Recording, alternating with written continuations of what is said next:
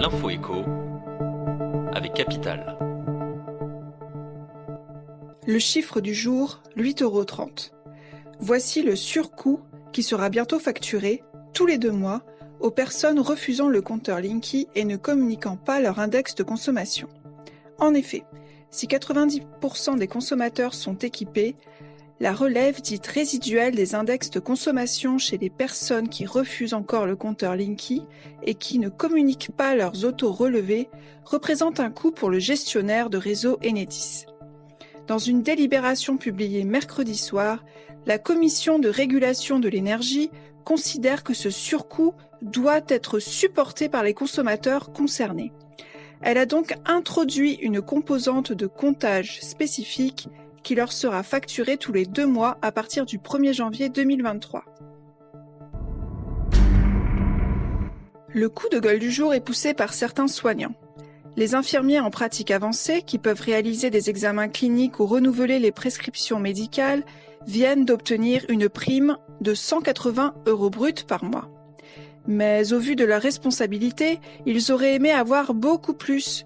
On aurait également voulu bénéficier, comme les infirmiers spécialisés, de la nouvelle bonification indiciaire qui compte pour notre retraite, plaide Tatiana Henriot, la présidente de l'Union nationale des infirmiers en pratique avancée. La NBI est un complément de rémunération versé tous les mois aux fonctionnaires ayant des responsabilités et ou des fonctions techniques. Les infirmiers en pratique avancée pourraient donc logiquement y avoir droit, d'autant que malgré leur niveau de diplôme supérieur, leur rémunération est quasiment au même niveau que celle versée aux infirmiers en soins généraux. L'info pratique Capital concerne l'allocation de soutien familial. Selon un sondage réalisé par Mesalog, une start-up spécialisée dans la perception des aides sociales, 37% des 20 000 mères célibataires interrogées ne connaîtraient pas l'existence de cette prestation sociale. Cette aide est versée par la caisse d'allocation familiale à un parent isolé, souvent à des mères célibataires, quand l'ex-conjoint ne s'acquitte pas du paiement de la pension alimentaire.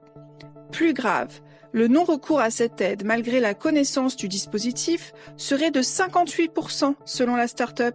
Motifs invoqués, la méconnaissance des conditions d'attribution, la complexité des démarches à mener ou encore la peur de devoir rembourser la CAF a posteriori.